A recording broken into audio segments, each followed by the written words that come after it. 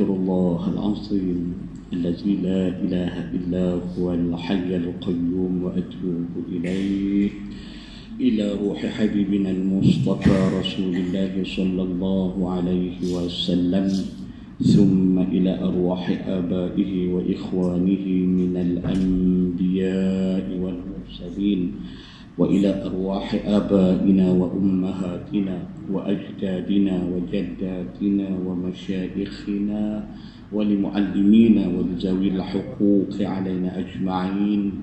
الفاتحة. أعوذ بالله من الشيطان الرجيم. بسم الله الرحمن الرحيم.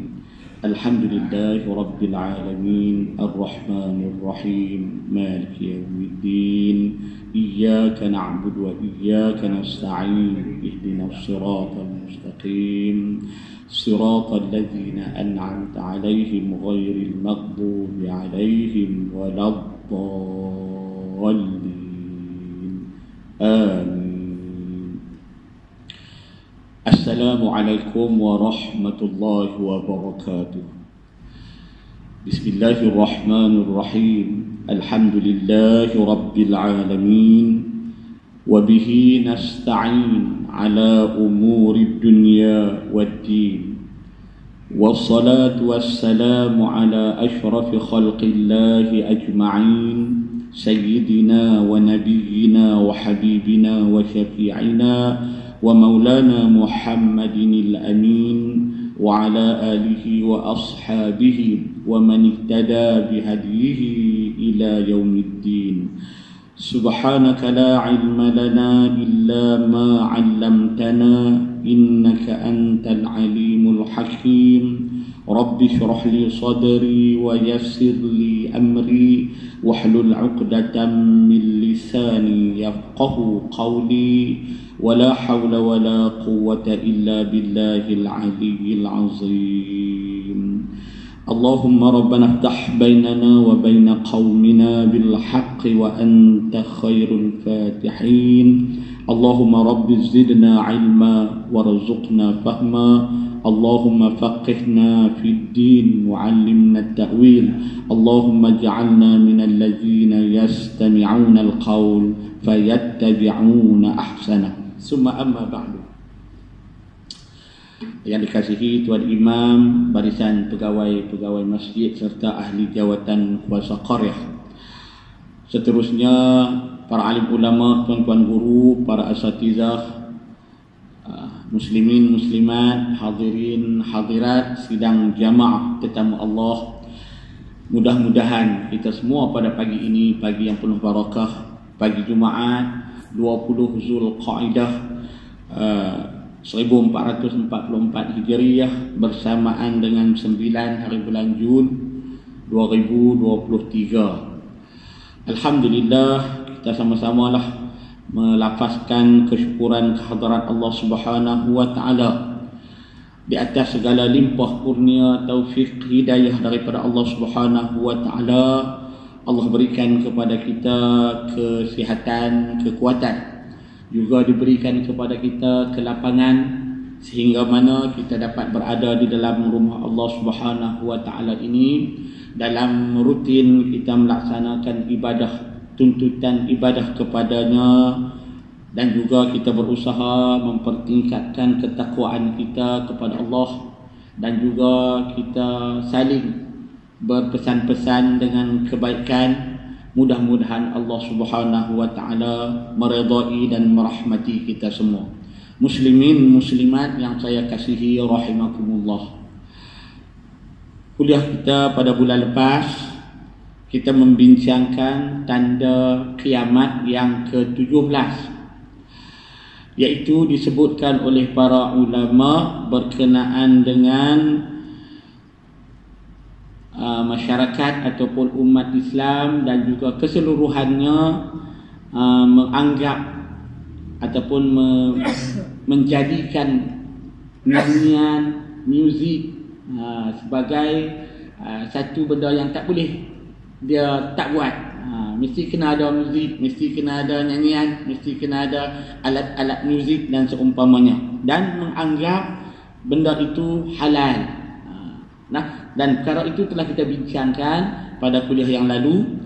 Jadi pada pagi ini kita masuk kepada tanda yang ke-18. Qala al-musannif rahimahullahu ta'ala anhu wa nafa'ana bi'ulumihi wa 'ulumina fid darain amin. Kasratu syurbil khamri wa istihlaliha. Tanda yang ke-18 ini ialah banyaknya peminuman arak dan menganggapnya sebagai satu benda yang halal. Zahara fi hadhihi al-ummati syurbul khamri wa tasmiyatuha bighairi ismiha wal adha min dhalika istihlalu ba'dun nas laha. Telah muncullah pada umat ini peminuman arak dan menamakannya dengan nama yang selainnya. Dan lebih bahaya dan teruk lagi daripada yang demikian itu, menganggapnya sebagai satu benda yang halal oleh sebahagian manusia. Wahadha min amarati sa'ah, dan inilah antara tanda-tanda kiamat. Faqad rawal Imam Muslim, maka sesungguhnya telah meriwayatkan oleh Imam Muslim an Anas bin Malik radhiyallahu anhu, daripada Sayyidina Anas bin Malik radhiyallahu anhu qala, berkata ia, sami'tu Rasulullah sallallahu alaihi wasallam yaqul, aku mendengar Rasulullah sallallahu alaihi wasallam bersabda, min asyratis sa'ah, daripada tanda-tanda kiamat itu, wa zakara minha, dan menyebut daripadanya, wa yushrabul khamru, dan diminum akan arak. Baik tuan-tuan, jadi daripada pengenalan ini, penulis ataupun pengarang mendatangkan kepada kita satu hadis, dan hadis ni dah disebut dalam setiap tanda-tanda kiamat. Dan antaranya ialah dia kata nanti akan meminum arak. Baik, dalam cerita arak ni sebenarnya bukan kata zaman kita lah. Bahkan di zaman jahiliah kan, sebelum kedatangan Nabi tu, arak tu dah jadi minuman utama. Kalau tak minum arak tu memang macam dengan tak syok, tak hidup lah dia tu. Kan? Dan benda ni dah lama dah kan. Kemudian datangnya Islam, datangnya Nabi. Dan dalam bab arak ni pun cerita dia susah. Sehingga kan Al-Quran nak mengharamkan arak tu sampai kepada 3 peringkat. Hak awal habaq tu jangan main solat kalau hampa minum arak. Kan? Lepas tu sat lagi main kali kedua, kalau hampa minum arak jangan main dekat dengan masjid, ataupun jangan bergaul, ataupun minum sikit-sikit. Jangan minum banyak, minum sikit lah. Last kali barulah suruh kata kalau arak tu kena hancurkan, kena buang. Nak bagi tahu pada kita susahnya nak mengharamkan arak, sehingga akan memerlukan kepada beberapa peringkat, kerana benda tu dah sebati dalam kehidupan orang jahiliah masa tu. Baik tuan-tuan, sebab itulah kita kata sahabat Nabi pun minum arak.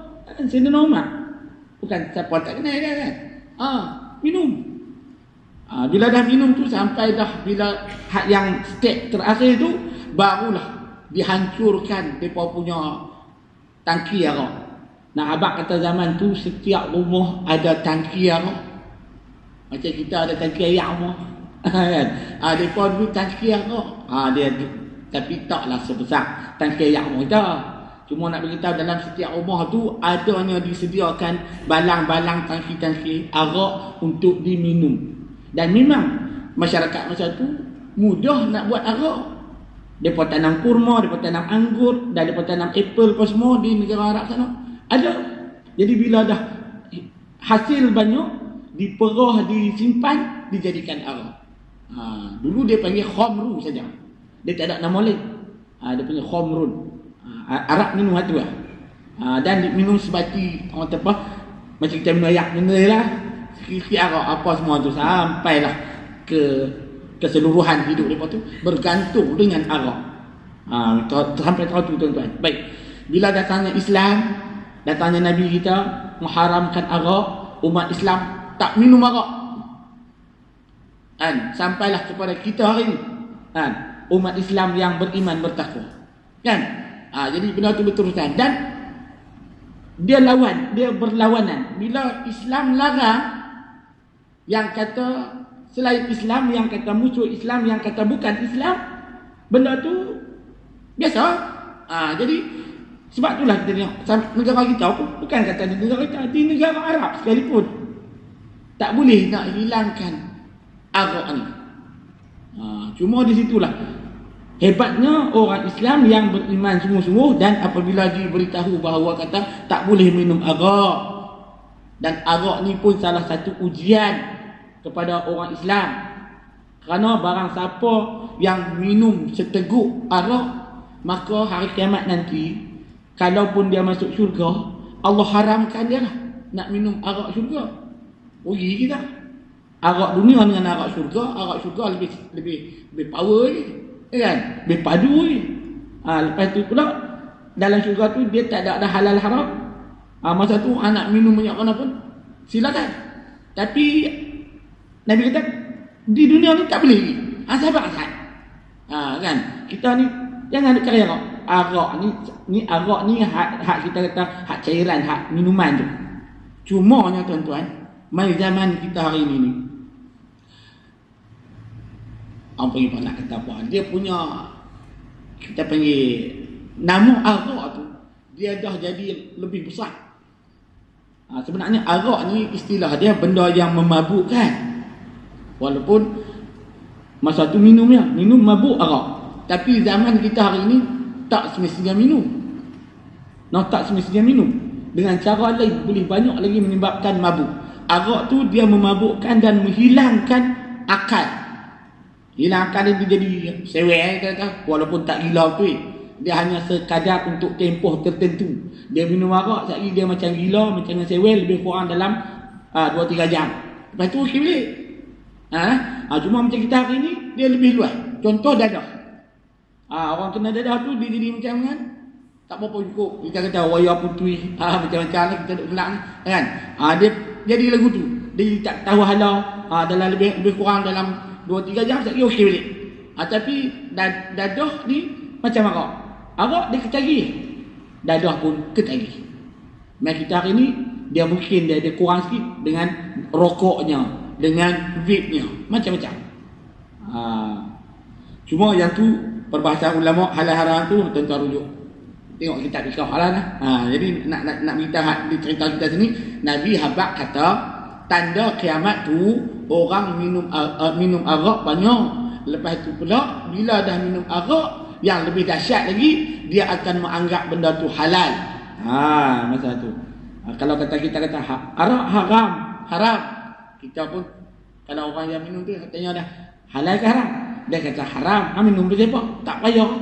Syuk. Itu cerita lain. Kan? Tapi kalau kata dia halal lah, tak ada hukum lah. Dia kata kalau sampai anggap kata halal, itulah yang lebih kita kata besar lagi perangai. Tuan-tuan, pernah saya ni adalah orang kata apa, benda ni tengok sendiri di satu kampung. Tak bak lah kampung mana, kan? Kawan ni dia duduk di Eropah sana, tak tahu lah duduk di Perancis ke, duduk di Britain ke, banyak tahun. Daripada dia kecil lah kot sampai dia kita kata pencen ke mana ke, dia balik main Malaysia ni, kan? Dia duduk kampung, dia asal orang kampung lah. Kampung mana tak tahu kan? Bila dia balik main kampung dia buat rumah dia, kan? Dia buat rumah besar, orang ambil punya, kan? Buat rumah besar. Lalu satu sudut rumah dia tu, dia buat mini bar. Tahu kot mini bar. Bar tu kalau tuan-tuan tengok filem, tengok gambar, kalau kata gambar apa? Orang minum arak tu, dia ada satu meja panjang, di belakang dia tu macam-macam jenis arak. Satu lagi orang main minta nak minum, dia tuang, minum. Macam itulah kita kata. Itulah gambaran. Jadi kawan ni punyalah hebat dia duduk di negara luar sampai dia arak tu jadi sebati. Ni bukan orang balik, orang Melayu kita. Tapi itulah kata nama dia Melayu, nama dia Islam. Tapi dia punya hidup dia Tak ikutlah. Tak ikut cara hidup Islam kan. Sehingga kan di rumah pun adanya minibar tu. Boleh buat bar untuk diletakkan arak, rasa nak minum. Kita hak di sini mungkinlah tak pernah berlaku lah benda tu kan. Kita duk main mengaji tahu lah kata benda tu haram, memang tak buat lah kan. Tapi ni hak kawan yang jahil ni, kawan yang tak terima ni, yang dia terpengaruh dah hidup dia dengan masyarakat barat tu, sampai balik mai sini pun dia buat lagu tu. Kan. Ada orang tegur, wallahu alam. Bagaimana? Wallahu alam. Kita nak beritahu tu lah. Kan. Nak batas sampai tak tu boleh berlaku kan. Lebih lagi biasa kan. Macam kita kata di Selangor kilang-kilang arak pun tak boleh nak hapuskan lagi. Betul tak? Kebetulan saya pun 2 minggu lepas sajalah pergi orang kata apa, rehat dengan kawan-kawan. Mereka ajak pergi pasal tiket terbang murah. Tiket RM50 pergi KL pergi balik. Kita pun jom pergi kan. Pergi tu kami ambil satu hotel pergi di Bukit Bintang. Tuan Bukit Bintang ni hebat kan. Kita ni nak pergi tengok suasana kan. Bila sampai di situ ambil satu hotel, sampai kita ni masuk hotel maghrib lah. Maghrib tu jalan kita nak tengok keadaan dia. Tapi sebelum tu pergi pasar raya, pavilion tu biasalah tu. Tu kita sini pun ada aman cerita lebih kurang tu lah kan. Tapi masuk tengok apa jualan tak ada apa, tu tak ada apa, biasalah dia punya jualan-jualan tu macam kita. Kemudian jalan lagi, pergi satu belah tu kawasan, tengok ni dia ada kawasan macam kita medan makan tu campur tu macam tuan-tuan pergi Thailand gitu kedai Cina, kedai Hindu, kedai Melayu apa semua, kedai Indo apa semua, tu makanan pula campur. Kedai tu dia jual nasi goreng Pattaya, nasi ayam apa semua. Di kedai tu pun ada jual arak Carlsberg lah apa macam-macam jenama lah kita ni di Malaysia. Macam tu ada. Campur semua ni. Hak masuk makan pun tengok Melayu ada, hak Arab ada apa semua masuk makan semua. Sepatutnya dah. Macam kami ni, kita ni nak tengok lah. Kita pergi cari hak kedai hak Melayu kita lah, Islam kita lah. Tengok ada kedai ugong tu, orang Islam kata apa makan itu. Kemudian berjalan balik. Bila berjalan balik, lalu satu lorong. Memang lorong tu tuan-tuan hanya kedai arak daripada awal ni sampai ujung tu. Lagi ni kelak-kelak malam itu kita ni lalu nak tengok. Tapi yang rasa bersyukur tu satu je tuan-tuan. Alhamdulillah lah kita rasa. Tidak ada orang Melayu kita. Orang kita kata kalau macam kita ni yang lalu lalang tu biasalah kan. Tapi nak tengok orang Melayu yang duduk dalam kedai-kedai arak tu, alhamdulillah tak ada. Dan bila kita bersembang dengan orang tempat di situ, orang Melayu kita ni alhamdulillah dia kata setakat bekerja sampai waktu maghrib. Lepas pada tu depa balik rumah, depa tak campur lah dengan yang ada di kawasan tu. Dan memang betul kita berjalan dari satu kedai kita nak tengok ni ada orang muka Melayu kita. Alhamdulillah tak ada tuan. Jadi yang ada tu kebanyakannya orang-orang luar. Jadi kalau ada orang luar tu memang kita pun tak tahu agama apa, cara hidup dia macam mana, lantak apa kan. Kita tak biar pergi apa kan. Cuma kita duk takut tu sebab bila kawasan tu benda-benda perkara maksiat berlaku. Kerana apa? Wattaqu fitnatan la tusibanna allazina zalamu minkum khassah. Hak tu yang takut. Tak lagi kalau mai azab Allah, bukan kira waktu kapiak apa tak. Semua sekali dengan kalau kita pada tu cuma duduk orang tu janganlah kena azab ya Allah. Mai nak ambil aktibar ya, kan mai nak tengok keadaan masyarakat kita ni lagu mana. Tuan-tuan, sampai tu tuan-tuan. Ni dia nak kata dan arak ni sebagaimana Nabi kata nanti dia akan diberi nama, dia kata wa yushrabul khamru bi ghairi ismiha, akan diminum arak itu dengan nama-nama yang lain. Tak kata khamar dah, tapi dengan apa cara, apa saja nama-nama yang boleh diberikan kepada arak tu. Dan juga pelbagai jenis-jenis yang macam hari ni wheat ke, apa lagi, dadar ke, ais ke, macam-macam nama dah kita kata hari ni. Orang duk ambil. Bila orang duk guna, orang duk minum, orang duk kita kata ambil lah sebagai Tak kira sama ada satu benda keperluan dia ke ataupun saya suka-suka ke, maka benda tu itulah yang membawa kepada kerosakan dan juga kefasadan umat. Wa madha dhikru ba'd al-ahadith fil kalam 'ala al-ma'azif. Telah pun berlalu kita membincangkan hadis berkenaan dengan ma'azif, alatan muzik. Wa fiha annahu sayakunu min hadhihi al-ummah man yastahillu syurbal khamri. Dan padanya juga akan berlakulah di kalangan umat ini orang-orang yang akan menghalalkan meminum arak. Jadi kita ni tahu kata haram, kita tak minum. Ada orang dia tahu kata haram tapi dia minum.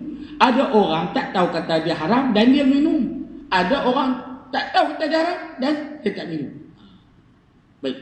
Wa minha ma rawahu al-Imam Ahmad wa Ibnu Majah an Ubadah bin Samit.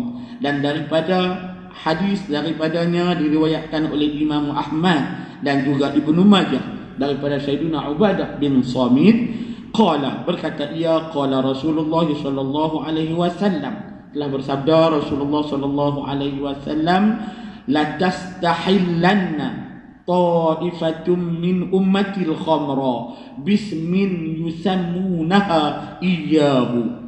Nanti akan menganggap halal oleh sebahagian daripada umatku akan arak dengan nama yang mereka namakan ia dengan nama yang selain arak. Itu hari inilah kita tengoklah orang pun nama bukan nama arak, macam-macam. Kemudian ada lagi minuman-minuman yang digunakan, dia panggil apa? Campuran-campuran arak dimasukkan ke dalam minuman itu tetapi tak dianggap arak. Hak tu kita kena hati-hati sikitlah.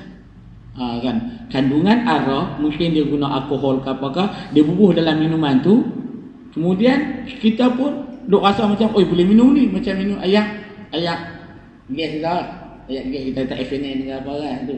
Hak tu taklah dia berak kan. Cuma dia bubuh karbonat tu dia macam gas lah.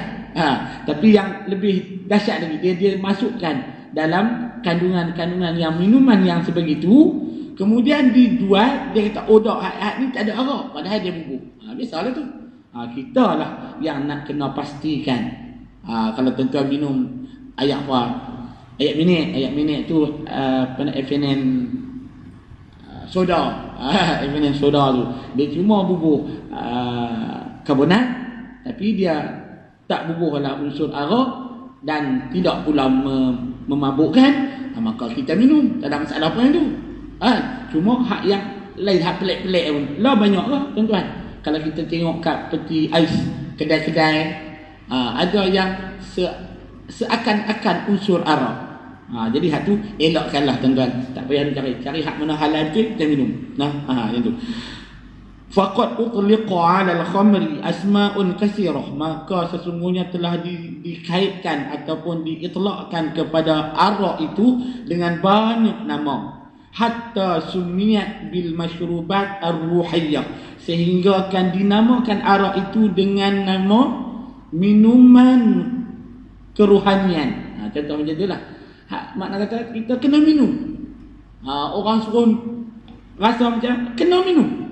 Walaupun ada cara-cara dia, ada kata wa nahwa zalika, dan banyak lagi lah.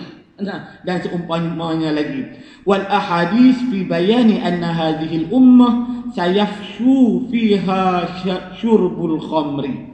Dan hadis-hadis dalam perkara ini menceritakan, menerangkan tentang umat ini akan pakai ataupun akan meminum arak itu, wa anna fihim, dan sebahagian daripada mereka man yastahilluha, yang akan menghalalkannya, wa yughayyiru ismaha katsira, dan mengubah pada namanya dengan nama yang banyak. Itu berlaku kat kita hari ni. Cuma yang berlaku tu, yang buat tu bukan kita orang Islam berlaku kan. Mungkin kita kata kilang-kilang arak yang dikuasai oleh orang bukan Islam. Orang bukan Islam. Cuma saham kita orang Islam ni, dengan adanya kilang arak tu, kita tak benteras satu, Kemudian mungkin ada di kalangannya yang bekerja pula di situ, kan? Mungkin dia tak kerja dalam kilang arak, tapi dia kerja jadi driver van bawa arak. Ada juga. Banyak tuan-tuan. Kalau tuan-tuan pergi ikut sebelah sana, banyak. Kita sini alhamdulillah dah tak ada kedai kilang arak, tak ada kedai kita, tak ada. Judi pun haram dia lah, kan? Arak tu kalau ada pun hak daripada sana mai letak kat kedai-kedai tu pun tak semua kedai, kan? Kedai-kedai runci kita kebanyakannya tak ada, melainkan kedai-kedai yang di bawah di sana jugalah. Contoh macam dengan 7 itu pun adanya gerakan, kita panggil, kita punya pemuda kita ke apa, sanggup pergi ke kedai ni, minta jangan pamer ataupun letak di tempat yang tersembunyi sikit. Itu kaedah yang boleh kita buat, yang nak tunjuk kata kita tak reda benda tu. Tapi kalau macam kita duduk di negeri hak ada kilang, hak ada sumber tempat dia yang memang banyak, kita nak buat guna, kan? Jadi berdoa je lah, kan? Berdoa lah, ya Allah hancurkanlah kilang arak ni, doa gitu lah, kan? Nak buat macam mana, kan? Baik, yang tu tuan-tuan. Jadi inilah yang Nabi sebut. Dan kemudian wa fassara Ibnu al-Arabi istihlalul khamri bi tafsiraini. Al-Imam Ibnu Arabi menafsirkan menganggap halal arak itu dengan 2 tafsiran. Okey, yang pertama, i'tiqadu halli syurbiha. I'tiqad ni kepercayaan, keimanan menghalal ataupun halli syurbiha, minumnya adalah halal. Nak abang itulah i'tiqad hati dia kata minum halal. Boleh minum arak bila-bila masa, anytime. Lagu tu. Orang yang lagu tu itulah yang dikatakan orang yang kata menghalalkan arak. Itu yang pertama. Yang kedua, ayyakunal murada bidzalika al-istirsalu fi syurbiha. Yang kedua ni dia kata mungkin yang dimaksudkan dengan menganggap halal itu ialah proses istirsal tu, prosesan arak itu kal istirsali fil halal, dan menganggap prosesnya itu sebagai halal. Contoh, orang yang dia tahu kata arak tu haram, mungkin dia hanya faham kata minum arak saja. Ada orang faham begitu. Dia kata yang haram tu minum ya. Kita buat lagi, kalau kata kita contoh dia kata aku jadi driver van arak ataupun aku kerja di kilang arak, tak haram tu. Tu fahaman lagu tu.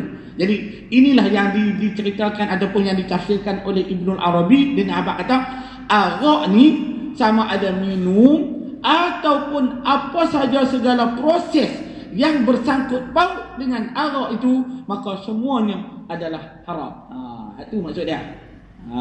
Betul kita dengar hadis yang cerita kata siapa-siapa yang buat arak, lagi proses arak, lagi pegang gelas, tuang gelas dalam tu, minum arak, jual arak, segalanya tu, itu adalah haram, dan kita pun dah faham yang tu.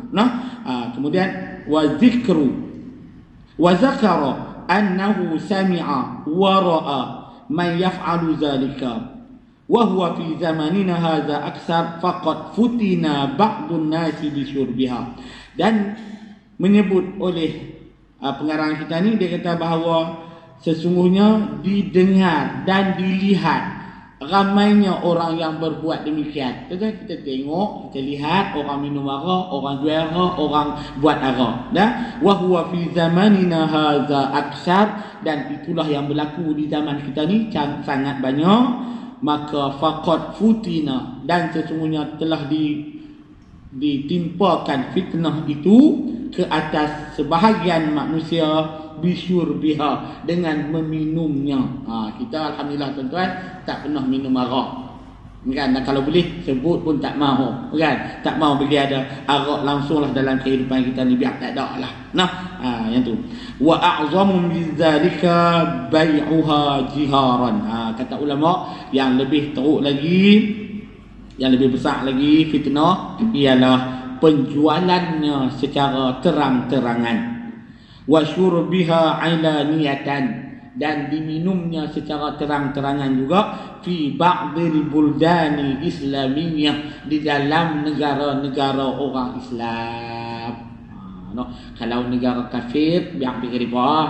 Tuan-tuan, saya sembang dengan seorang satu kawan, dia kahwin dengan orang Filipina. Dia kahwin dengan orang Filipina. Tapi Filipina ni dia ada bahagian-bahagian dia. Ada Mindanao ni belah orang Islam dah. Belah kita panggil apa, Luzon. Luzon tu belah ibu negara dia, Manila apa semua tu. Yang sebelah tu dia orang apa banyaknya yang dijajah dulu belah Belanda tu, memang banyaknya yang kita panggil Kristian lah, Kristian. Nah, dia kata orang Filipina memang macam kita sini, orang di Sarawak, orang Iban tu. Memang hidup mereka ni agak dan orang Filipina ni dia kata beza dengan orang Malaysia. Orang Filipina dia kata, orang perempuan Filipina kalau boleh berkahwin dengan orang Malaysia, dianggap satu dia punya lak bahasa orang mungkin laki ni, satu yang sangat bagus lah kan. Macam orang Cina kata sangat lah. Kalau orang Filipina boleh kahwin dengan orang lelaki Malaysia, dia kata satu yang sangat bagus lah. Pasal apa? Pasal orang kita, orang Malaysia ni kerja orang lelaki. Orang perempuan ni hanya duduk rumah, suri rumah. Kalau kerja tu hanya sebagai membantu suami. Yang tu kan. Tapi di Filipina dia kata kerja orang perempuan pergi kerja. Orang lelaki tidur, jaga tidur, bangkit tidur, minum arak, sekali lagi makan. Lepas tu lagi orang kata apa saja aktiviti, main judi, lalu dia kata orang perempuan keluar pergi kerja macam-macam berniaga apa semua. Orang lelaki duduk rumah. Kalau duduk rumah masak nasi macam kita, tak bagak. Ni dah ayah orang perempuan tu balik masuk semua. Kalau kita sini orang lelaki lagu tu pun nak ajar macam begitu ya, memalas orang menang bangkit pun menipak lagu tu. Kita tahu ni dah depa sana memang kadang itu orang lelaki dia hanya minum arak lagu tu. Sekali main judi. Habis main judi, minum arak pula. Lepas minum arak, main judi pula dia tahu tu. Jadi orang perempuan dia seronok kalau boleh kahwin dengan orang Malaysia ni. Tak kira lah Malaysia Islam ke tak Islam ke, sama lah. Sampai teratur sekali. Nak abang kata minum arak tu dengan kehidupan harian dia dah tak boleh nak pisah lah. Tu macam mana tuan? Nak ubah ni. Itu yang payah. Tapi syukurlah kita di Malaysia tak berlaku lagu tu. Tak berlaku lagu tu. Sebab mungkinlah kita orang Islam banyak duk orang Melayu kita ni pegang teguh lagi dengan agama dia, maka benda tu tak berlaku. Kalau negara lain memanglah arak tu dah jadi satu, tak nak cerita lah macam dengan dah jadi macam minum ayak sejuk macam minum ayak mineral tu sampai teratur lah. Jadi payah dah nak ubah. Habislah. Kemudian dia kata wantisyarul mukhaddarat, dan kemudian berkembangnya segala jenis dadah. Intisyaran aziman lam yasbiq lahu masjid. Berkembangnya arak-arak dadah-dadah ini dengan satu perkembangan yang kita tak boleh nak bagi tamsilan. Dia kata itulah mimma yunziru bi khatrin azim, membawa kepada kebahayaan yang sangat besar. Kalau arak tu macam dengan khusus ke Arab, tapi bila dah disebat, diluaskan, maksudnya termasuk jenis dadah, maka bila dadah ni tuan-tuan lagi lah dalam masyarakat kita pun banyak sangat dadah ni, sehingga kan anak sanggup bunuh mak, laki sanggup bunuh bini, lepas tu bini pun boleh bunuh laki dengan sebab pengambilan dadah yang menyebabkan hilang kewarasan, hilangnya akal yang elok. Jadi tak tahu lah hak benda yang fasad, benda yang tak elok berlaku banyak dalam kalangan masyarakat kita. Itu pasal apa? Pasal ni Nabi habaq kalau orang tak terlibat benda tu, hidup dia elok saja. Tapi kalau ada dalam keluarga terlibat dengan benda-benda sama ada arak ataupun dadah ni, memang keluarga tu akan menghadapi banyaknya ujian, banyaknya malapetaka lah kita kata. Itu yang sabit, yang tetap memang akan berlaku. Wal amru lillahi min qablu wa min ba'du. Dan segala perkara kita serahkan pada Allah Ta'ala daripada dulu sampai kelah kemudian. Kita ada benda yang kita tak mampu nak halang, ada benda yang kita tak mampu nak ubah. Kan? Habisnya lahnya serah pada Allah Ta'ala. Setakat mana kita mampu, kita berjuang macam kita ni, tak mau benda tu ada dalam masyarakat kita guna saluran, kita berjuang untuk kita buang, hilangkan benda tu. Tapi kalau orang lain tak faham, tak tahu, kita kena terang. Kan? Itulah tugas para alim ulama dan juga pemimpin negara kita yang berpegang dengan ajaran Islam, tuan-tuan. Baik, yang tu habis ya. Sikit ya. Kemudian tanda yang ke-19 kita akan bincang pula pada kuliah kita yang akan datang, in kana al-umru baqiyah. Wallahu subhanahu wa ta'ala a'lam shawab. Aqulu qawli hadha wa astaghfirullah al-azim li wa lakum wa billahi taufiq wal hidayah. Wassalamu alaikum warahmatullahi wabarakatuh. A'udzu billahi minasyaitonir rajim. Bismillahirrahmanirrahim. Alhamdulillahi rabbil alamin. Wassalatu wassalamu ala sayyidina Muhammadin wa ala alihi wa sahbihi ajma'in. Allahumma anfa'na bima 'allamtana wahdina siratal mustaqim. Allahumma rzuqna fahman nabiyyin wa hifdhal mursalin wa ilhamal malaikatil muqarrabin. Ya Fattah ya Alim, iftah qulubana futuhal 'arifin. Allahumma ij'al jama'na hadha jam'an marhuma wa tafarruqana min ba'dihi tafarruqan ma'suma. Rabbana atina fid dunya hasanah wa fil akhirati hasanah wa qina azaban nar. Wa sallallahu ala sayyidina Muhammadin wa ala alihi wa sahbihi ajma'in. Walhamdulillahi rabbil alamin.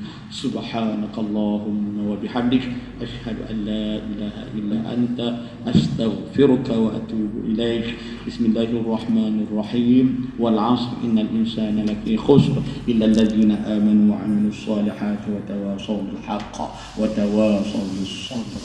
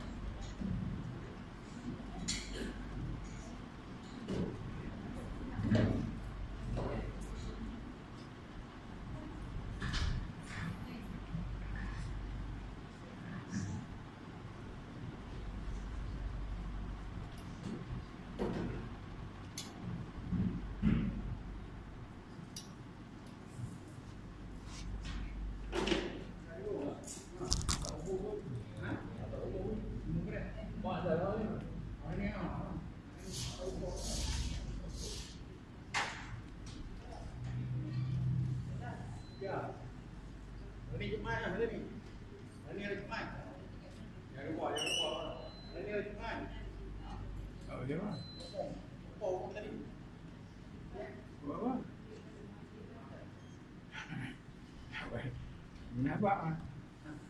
Jangan habaq ke jual. Kenapa?